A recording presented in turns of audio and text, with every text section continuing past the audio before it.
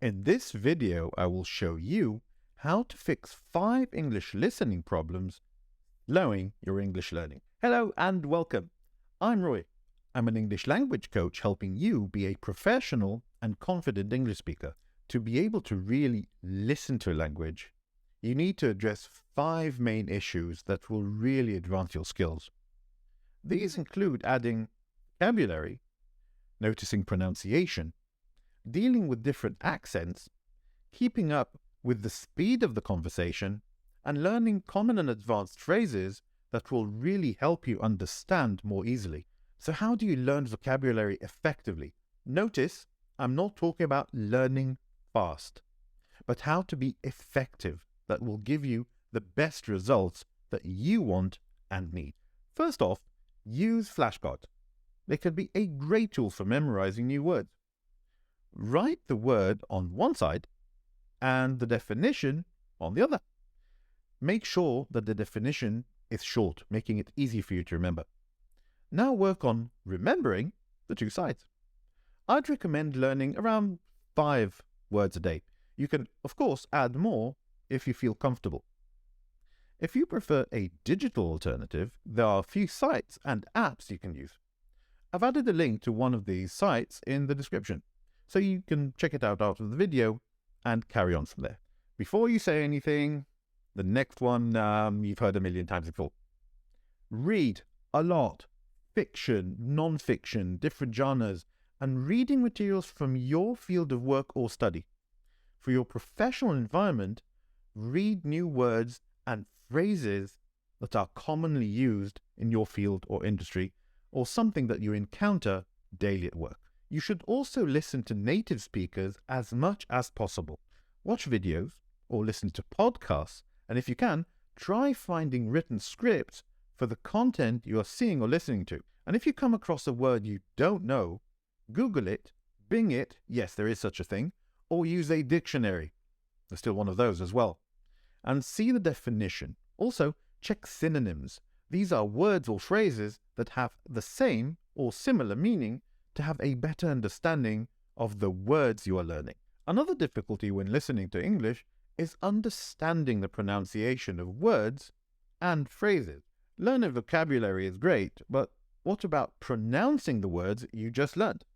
It's not always clear what the word sounds like just by reading it. Here's something you can use to practice. It's called minimal pairs. These are words that only differ by one sound, like cat or bat. The at stays the same. Practicing pronouncing these correctly can help you gradually improve your pronunciation. I've added a link to one of the biggest resources for minimal pairs in the description. Which watch is which watch? Try saying that really fast. No, I haven't lost it. Yet. It's a tongue twister. These are phrases or sentences that are hard to say correctly or quickly. They can help you improve the clarity and accuracy of your speech. I've added a link to a site with over 100 tongue twisters from super easy to extremely hard. Give them a try. I have a video coming up soon dedicated to tongue twisters, so make sure to subscribe to the channel so you don't miss it. As we're talking about the way things sound, a great way to practice is mimicking others. Kids do it all the time. One of the reasons they do it is to practice what their parents or people around them are saying at any given time, making the same sounds. Pay attention to how the words are being pronounced, look at the way lips move, and try to mimic their pronunciation. You can do it with my videos as well. Let's see if you know this one. Mirror, mirror on the wall, who is the fairest of them all? I'll give you a second. It's a quote from a fairy tale called Snow White.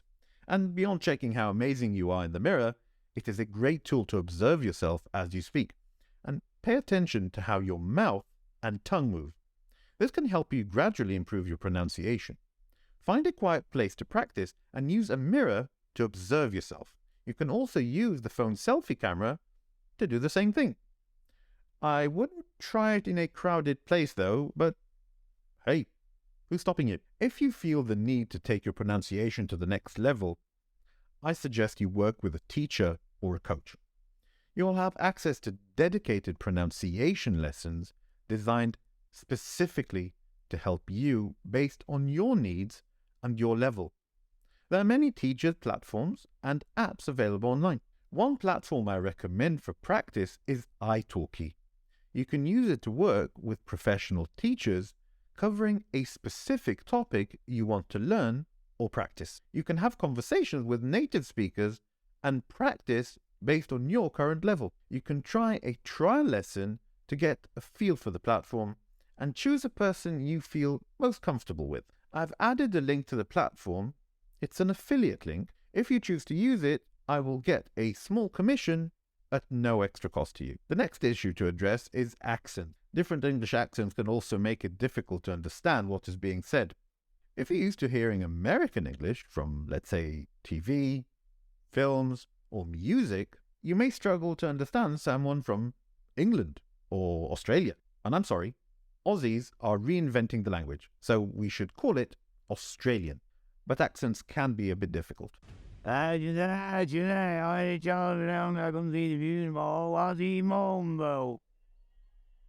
Right. What did he say? He only chopped him down because he couldn't see the noodle ball. What's a number? What did he say? He said an edge is an edge. He only chopped it down because it's for his view. What's he moaning about?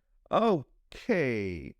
Accents are a challenge that people often face when listening to English. Listen to a variety of accents. This will expose you to different pronunciations and intonations, making it easier for you to understand different accents. Try this. Take a period of time to watch TV shows, listen to podcasts, or watch YouTubers from a specific country. Some of my students prefer the British accent, while others the American, and none prefer the Australian. When watching videos or films, turn the subtitles off and try to understand what is being said. If you find it too difficult, turn the subtitles back on. This one can be a bit harder to implement. Practice with real-life interactions. Engage in conversation with people that speak the language. Listen to different accents and try to mimic their pronunciation and intonation. Native English speakers frequently speak really fast. Add in some slang and idioms and you could miss a sentence or even an entire conversation. This is especially difficult in fast-paced professional settings such as meetings or presentations. One of the biggest challenges for non-native English speakers is keeping up with native speakers who tend to speak quickly. Don't worry, there are ways to improve your understanding and keep up with fast pace. Was that too fast? What I said was, one of the biggest challenges for non-native English speakers is keeping up with native speakers who tend to speak quickly. But don't worry, there are ways to improve your understanding and keep up with the fast pace. One tip is to slow down when you're speaking. Try setting a timer and aiming to speak at a slower pace for a certain amount of time each day. This will help you pronounce your words more clearly and make it easier for others to understand you. Use repetition. Repeat words, phrases, and sentences aloud. One clever way to practice is with a teleprompter app. You don't need a camera setup to use a teleprompter app. There are many sites that provide a similar app experience. You place the text you want to read and then follow the text as it moves. You can control the speed of the text and the position on the screen. You read the text out loud and practice at your own pace. I've added a link to a teleprompter app I use for Zoom presentations in the description below. What can I tell you? I can't remember everything I want to say in a meeting. Oh, and I'm not affiliated with this site or app. It's just from my personal experience. Another option is called active listening. It's a communication technique that involves paying attention to and understanding what a speaker is saying using verbal and non-verbal cues to ensure understanding. It means not only listening, but watching a person's facial expressions and hand movements to get a full picture of what is being said. You know what else is missing? Phrases. Here's a nice light definition for phrases. Idiomatic expressions. That was fun. Idiomatic expressions? The short term is easy, of course. It's called idioms. Phrases that do not always make sense, but are frequently used in English conversations. They can be difficult for non-native speakers to understand because they do not always translate directly into your language and may not mean anything or have an extremely different meaning. I've added a list in the description of modern idioms so you can have a place to start. I suggest you create flashcards for idioms as well. You build yourself a bank of cards you can use anywhere and anytime. Once you understand an idiom, try using it in your own sentences. This will help you remember it and make it feel more natural to use. You'll be surprised how quickly you'll start using idioms in your own conversations. You know what? I'll give you a few idioms just to get you started. You probably know some of them, but it will get the ball rolling. Here's another. Bite the bullet. Means facing a difficult situation with courage and determination. It comes from a practice of soldiers biting on a bullet to distract them from the pain during a surgical procedure. You can see this expression used a lot in movies or TV series, and you can also notice the context in which it is used. The ball is in your court means that it is now someone else's turn to act or make a decision. It comes from tennis, in which the ball is passed back and forth between players. You can easily learn this expression by using it in a conversation where you want to tell someone that it is their turn to actually make a decision. Kick the bucket. Bite the dust. Cash in one's chips. This is an X-pattern. How did that get in there? Basically, it means to die. What's with this dark overtone? Never mind. You can easily learn this expression by watching movies or series where it is used. Here are another 20 great idioms to add to your ever-growing list. Just click on the video coming up, and I will see you there. Thank you very much for watching, and I will see you next time.